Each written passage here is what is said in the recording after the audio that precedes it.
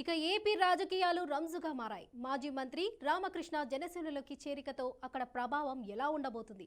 YCP అందిస్తున్న సంక్షేమ పథకాలు ఆ పార్టీకి ఎంత మేరకు ఉపయోగపడుతున్నాయి? దీనిపై విశాఖ నగర వాసులు ఏమంటున్నారు? ఇక దీనిపై మరింత సమాచారం మా ప్రతినిధి దుర్గా ప్రసాద్ అందిస్తారు. తాజా రాజకీయ పరిణామాలపై విశాఖ ప్రజలు ఏమనుకుంటున్నారు ఇప్పుడు మనం అడిగి తెలుసుకుందాం. ప్రస్తుతానికైతే మన జనసేన పార్టీలోకి కొనతాల రామకృష్ణ ప్రస్తుతం ఆ పార్టీ తీర్థం పుచ్చుకుంటున్నారు. అయితే త్వరలో ఆయన అనకాపల్లి నుంచి పోటీ చేస్తామని చెప్పి ఆశించడం జరుగుతుందని అంటున్నారు. అయితే దీనిపై ఆ పార్టీకి ఎంతవరకు లాభం ఉంటుంది, ఎంతవరకు నష్టం ఉంటుంది అన్నది ఇక్కడ స్థానిక ప్రజలను అడిగి తెలుసుకుందాం. మీరు చెప్పండి, కొనతాల రామకృష్ణ తాజాగా జనసేన పార్టీలో చేరారు. ఇప్పుడు ఈ చేరిక వల్ల ఆ పార్టీకి ఏమైనా ఉపయోగం ఉంటుందంటారా, లేకపోతే ఏంటి? అంటే ఏమీ ఉపయోగం ఉండకపోవచ్చు. ఎందుకంటే కొనతాల రామకృష్ణ గారు మంచి నాయకులే, కానీ 2014లో ఆయన వైసీపీలో చేరుతానని కండువా వరకు వచ్చి మళ్ళీ కండువా తీసి టీడీపీకి వెళ్ళడం, టీడీపీ నుంచి మళ్ళీ ఒక 5 సంవత్సరాలు ఆగిపోయి అంటే మళ్ళీ ఇప్పుడు వచ్చి మళ్ళీ జనసేన తీర్థం పుచ్చుకోవడం అనేది జనాలందరూ చూస్తారు. ఆయన తాలూకా చాలామంది కూడా మిగతా పార్టీలోకి వెళ్ళిపోయి ఉండొచ్చు.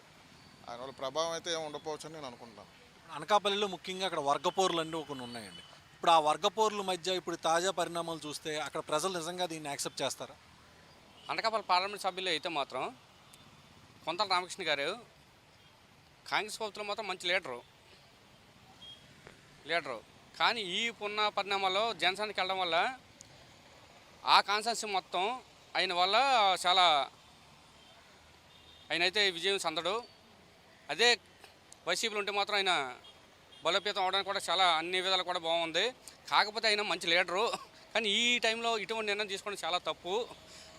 కానీ అక్కడ సోడవరం పార్లమెంటు సభ్యులను మాత్రం లీడర్లు ఉన్నారు.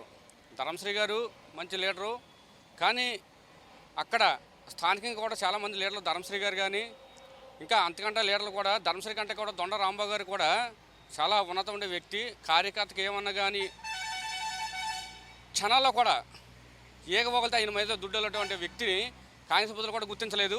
ఇప్పుడు ఉన్న వైసీపీలో కూడా గుర్తించకపోయినా సరే అయినా కూడా ఇప్పుడు కూడా పార్టీకి అన్ని విధాలు కూడా కష్టపడి పార్టీ గుర్తింపించి ప్రతి కార్యకర్త కూడా మూమెంట్ లాక్కెళ్ళి, కానీ అక్కడ మాత్రం రాంబాబు గారు అంటే చాలా మండలాల్లోనూ బుచ్చిపేట మండలం కానీ, సోడవరం మండలం కానీ, రావికత మండలం కానీ, రోల్గొండ మండలం కానీ మంచి పాపులర్ లీడరు. కార్యకర్తకు ఎటువంటి ఎప్పుడైనా సరే ఏ కష్టం సరే ముందున్న లీడరు ఏకైక వ్యక్తి ఉన్నారంటే దొండ రాంబాబు గారు. కొనతాల రామకృష్ణ చాలా సీనియర్ మంత్రి, రాజకీయ అనుభవం ఉన్న వ్యక్తి. ఇప్పుడు ఈయన అనకాపల్లిలో ఇప్పుడు ఆయన ఒకళ్ళు పోటీ చేస్తే నెగ్గుతారంటారా? నెగ్గరు, అదే పక్క వాస్తవం. ఎందుకంటే ఆ రోజులు పోయే ఈ రోజు జగన్మోహన్ రెడ్డి ప్రభుత్వం వచ్చిన తర్వాత ప్రతి సంక్షేమ పథకాలు కూడా ప్రతి పేదవాళ్ళకి ఇంటికి అమ్మఒడి కానీ, చేయూత కానీ, సున్నా వడ్డీ కానీ, స్కూళ్ళు, గోరుముద్ద, ఇటువంటి పథకాలు ఇటువంటి ఏ ప్రభుత్వం కూడా జరగలేదు. కానీ ఇటువంటి ప్రభుత్వం కూడా రేపు జగన్మోహన్ రెడ్డి ఎవరికైతే ఎంపీ టికెట్ ఇస్తే మాత్రం గెలుస్తారని నేను నా మనస్ఫూర్తిగా నేను చెప్తాను. అక్కడ ధర్మశ్రీ గారు, దొండ రాంబాబు గారు లీడర్ కూడా కరెక్ట్గా అనుకుంటే మాత్రం విజయం చెందుతారు. అంటే మరి ఒకవేళ ఇంత ప్రభుత్వం ఇంత సంక్షేమం అందిస్తున్నప్పుడు ఇప్పుడు అక్కడ స్థానికంగా ఇప్పుడు ఉన్నటువంటి ప్రస్తుత ఎమ్మెల్యే అలాగే మంత్రి గుడివాడ అమర్నాథ్ ఎందుకు మళ్ళీ ఇప్పుడు వేరే దగ్గర మార్చాల్సిన అవసరం ఉంటుంది? అమర్నాథ్ కూడా మంచి వ్యక్తే. అమర్నాథ్ కూడా చాలా ఉన్న వ్యక్తి. కాకపోతే కొంతమంది చేసే తప్పగానే అయినా చాలా మంచి లీడరు. లేకపోతే ఈరోజు విశాఖపట్నం జిల్లాలో కూడా జిల్లా ప్రెసిడెంట్ కూడా చేసి ఆ టైంలో కూడా అందరినీ కూడా కలుపుకొని వెళ్ళే వ్యక్తి అమర్నాథ్ గారు. జిల్లా ప్రెసిడెంట్ చేశారు, ఎమ్మెల్యే గారు గెలిచిన తర్వాత కూడా మంత్రి కూడా అయ్యాడు. కానీ ఎంతోమందికి ప్రతి కార్యకర్త కూడా అందరినీ కూడా మనోభావాలు కూడా మొత్తం నడిచికెళ్ళి అనే వ్యక్తి ఏకైక వ్యక్తి ఉన్నట్టు అమర్నాథ్. కానీ అటువంటి వ్యక్తి మాత్రం కన్ఫర్మ్ టికెట్ ఇవ్వకపోతే నిజంగా పార్టీకి అన్యాయం చేయనట్టే. మీరు చెప్పండి, ఇప్పుడు రాష్ట్ర ప్రభుత్వం గతంలో ఎన్నడూ ఇన్ని సంక్షేమ పథకాలు ఇప్పుడు అందిస్తుంది. తెలుగుదేశం పార్టీ ఇంకా మేనిఫెస్టో ప్రకటించే పరిస్థితి లేదు. దీన్ని మనం ఎలా అర్థం చేసుకోవచ్చు? మేనిఫెస్టో వాళ్ళు తయారు చేయలేరండి. 2014లో దగ్గర 500 వరకు సంక్షేమ పథకాలను పెట్టారు, అమలు చేయలేకపోయారు. ఈసారి కూడా ఈ 2019 ఎలక్షన్లో వైసీపీ గెలిచిన తర్వాత ఈ పథకాల వల్ల శ్రీలంక అయిపోతుందని అని జనాల ముందు ఏవో మాయమాటలు చెప్పారు. ఈరోజు వాళ్ళ మేనిఫెస్టో కానీ అలాగే ఉందంటే జనాలు చీకొడతారనే ఉద్దేశంతో ఇంకా పెట్టట్లేదేమో. సంక్షేమ పథకాలు అనేది తక్కువ ప్రవేశపెట్టిన జగన్మోహన్ రెడ్డి గారు 9 పెట్టిన ఆ 9 కూడా సంక్షేమ పథకాలు అమలు చేయడం అనేది గ్రేట్. ఇంకొక ప్రభుత్వం, ఈ ప్రభుత్వం కాదు ఇంకో ప్రభుత్వం కూడా వాళ్ళు పెట్టిన సంక్షేమ పథకాలు అవన్నీ అమలు చేసినప్పుడే దాన్ని ఒక మేనిఫెస్టోగా తయారు చేస్తే అది మేనిఫెస్టోగా ఉంటుంది. అది మేనిఫెస్టో, అది సంక్షేమ పథకాలు అభివృద్ధి చేయకుండా సంక్షేమ పథకాలు పెట్టేసి దాన్ని అమలు చేయకపోతే అది మేనిఫెస్టో అవ్వదు కదా. దానికోసం వాళ్ళు మేనిఫెస్టో తయారు చేయడంలో కొద్దిగా విఫలం అవుతున్నట్టున్నారు. మరి తర్వాత రిలీజ్ చేస్తారేమో మరి. ఇప్పుడు ఈ సమన్వయకర్తల మార్పు అన్నది నిజంగా పార్టీకి మంచిదేనా కాదంటారు? సమన్వయకర్తలు మార్పు అనేది అది పై అధిష్టానం చూసుకోవాలి. కాకపోతే గవర్నమెంట్ లెక్కలు మాత్రం కార్యకర్తల మనోభావాలు దెబ్బలు ఉన్నాయి, పట్టించుకోలేదు. కానీ మా ఇచ్చిన బాధలు కూడా మేము చెప్పిన వినపాలు కూడా వినిపించుకోలేదు. ఏదో ఆలేదో చెప్తున్నట్టు వింటున్నప్పుడు మనం ఏం చేయలేము. నిన్నే కాక మొన్నే నిన్న జరిగిన కార్యక్రమం ఇవాళ దక్షిణ జిల్లాలో కూడా నలుగురిని సస్పెండ్ చేయడం కూడా తప్పది ఉండవచ్చు. అంటే దానికి కారణం కూడా ఉంది. ఇప్పుడు దక్షిణ నియోజకవర్గంలోని స్థానిక ఎమ్మెల్యే తెలుగుదేశం పార్టీ నుంచి గెలిచారు. ఆయన ఇప్పుడు వైసీపీకి మద్దతు ఇస్తున్నారు. కారణాలు ఏమైనా అవ్వచ్చు. కాకపోతే దాన్ని కొంతమంది స్థానిక కార్పొరేటర్లు దానికి వ్యతిరేకిస్తున్నారు. ఆ సందర్భంగానే ప్రస్తుతం వాళ్ళు ఆ విధంగా ప్రవర్తిస్తున్నారేమో అనుకోవచ్చు కదా. కాదండి కదా, కేటర్ని కలపగలదు. ముందు కార్యకర్త కదా, ఏ పార్టీ కార్యకర్త ఎన్నుముక్క. కార్యకర్త అనేది ముఖ్యం. జెండా మోసేది కార్యకర్త. దేనికన్నా బూతులకి వెళ్ళాలని సరే, వార్డు లెవెల్కి వెళ్ళాలని సరే, ఇంటికి వెళ్ళాలని సరే కార్యకర్త. ఆ కార్యకర్తను తొక్కిసినప్పుడు మనం ఏం చేస్తామండి? అది మనోభావాలు తప్ప కానీ స్థానిక ఉన్న ఎమ్మెల్యే కూడా అది గ్రహించాలి. ఆయన తప్పు కాదు. ఇప్పుడు కూడా ఆయన అయితే తప్పు మేము భావించలేదు. విశాఖ దక్షిణ నియోజకవర్గం ఎమ్మెల్యే వాసుపల్లి గణేష్ కుమార్ ఇప్పుడు రానున్న ఎన్నికల్లో వైసీపీ నుంచి కానీ పోటీ చేస్తే ఆయన గెలిచే అవకాశం ఉంది. అది ఇంకా ఆయన వ్యక్తిగతం. ఎందుకంటే ఆయన ఓడిపోవడం కూడా కారణం అని మేము అనము. ఆయన అంటే మాకు ప్రాణమే. కాకపోతే కేటర్ని ఆయన ఎందువల్ల తొక్కుతున్నారంటే ఆయన పిఏ ఉన్న వాస్తవం మాత్రం అందులో తిరగలేదు. దానికి నేను ఇంకా వెనకడం అవసరం లేదు. ఇక్కడ నాకే ఒక రజుగా స్థానికంగా నేను ఉన్నాను. 8 మంది కూడా ఆ పార్టీ నుంచి మారిపోయే అవకాశం ఉందని చెప్పేసి అని నిన్ననే సీతంరాజు సుధాకర్ అంటే మాజీ బ్రాహ్మణ్ కార్పొరేషన్ చైర్మన్ చెప్పారు. నిజమేనంటారు? అది వాస్తవం అవ్వచ్చు, కాదని అనలేదు. కానీ కేడరు అనేది ముఖ్యం. నాయకులు వస్తారు పోతుంటారు. ఇప్పుడు ఈరోజు నాయకులు చాలామంది దక్షిణ నియోజకవర్గంలో సీతంరాజు సుధాకరు, ఇప్పుడు కొండ రాజు గారు, దోనరా శ్రీవత్సవ గారు, అలాగే జాన్ వెస్ గారు ఉన్నారు. వాళ్ళందరూ ఇదే పార్టీ కదండి. మేము వెళ్ళడం తప్పు ఏముంది? అక్కడికి తప్పులేదు కదా. దానికి వర్గాలు ఎవరు చూస్తుంటారు? నాయకులే కదా. అది మా తప్పది. అందరూ పార్టీలో ఉన్నాం కదా. అక్కడికి వెళ్తే నువ్వు ఎందుకు వెళ్ళావు, ఇక్కడికి వెళ్ళావు ఎందుకు?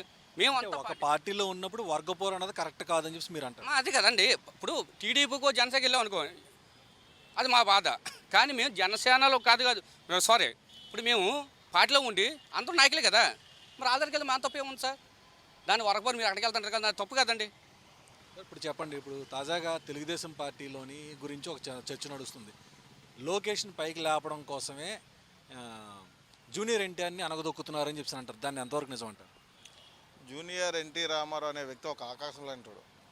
ఆయన్ని అనగదొక్కుతాము అంటే టీడీపీ పార్టీ అది చేస్తే ఇంకా బ్యాడ్ అయిపోద్దండి. ఎందుకంటే ఆయన జూనియర్ ఎన్టీ రామారావు అనేది పాపులర్. ఆయన్ని నొక్కి ఇంకా పార్టీ అగత్ పాతాళంలోకి వెళ్ళిపోతుంది. ఆయన ఉదయం న్యూస్లో చూశాను, అది ఫ్లెక్సీలు తీయించమన్నాం కానీ అదన్నీ చాలా బ్యాడ్. అది వాళ్ళు కోరు తెచ్చుకుంటున్నారు. లోకేష్ గారు అంటే ఇప్పుడెప్పుడే కాదు, ఇంకో 10-15 సంవత్సరాల వరకు ఆయన లీడర్గా అవ్వలేడేమో అని నేను అనుకుంటున్నాను. ఇప్పుడు ఈ నెల 25వ తేదీ నుంచి ఉత్తరాంధ్ర నుంచే ముఖ్యమంత్రి జగన్మోహన్ రెడ్డి తన ఎన్నికల శంకరం పూజించబోతున్నారు. భీమిలి నియోజకవర్గం నుంచే తొలి బహిరంగ సభ కూడా ప్రారంభిస్తున్నారు. దీనికి ఏ విధమైన ఆదరణ ఉంటుందంటారు? ప్రజలు ఎలాగే రిసీవ్ చేసుకుంటారు? ఇప్పుడు ఈరోజు జగన్మోహన్ రెడ్డి గారిని చూసుకుంటే ఆయన పథకాలు జనాల్లోకి వెళ్ళిపోయింది. ఎందుకంటే మధ్యవర్తి లేకుండా ఒక బటన్ సిస్టమ్, ఏ పథకాన్నైనా ఒక ఇన్ని కోట్ల రూపాయలు చేయూతకు కానీ, ఇన్ని కోట్ల రూపాయలు అమ్మఒడికి కానీ డైరెక్ట్గా ప్రజల ఖాతాల్లోకి వేసేస్తున్నారు. ఈరోజు ప్రతి ఇంట్లో కూడా ఆయన పథకాలతో గాను ఆయన ఫోటో పెట్టుకుంటున్నారు.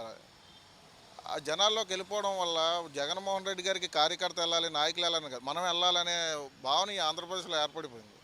ఏర్పడిపోవడం వల్ల ఏమైందంటే ఈరోజు ఈ విశాఖ భీముల నుంచి ఫస్ట్ పెట్టడం అనేది మా విశాఖలో ఉన్న కాన్స్టిట్యున్సీ ప్రజలు, కార్యకర్తలు అందరూ కూడా ఆనందిస్తున్నారు.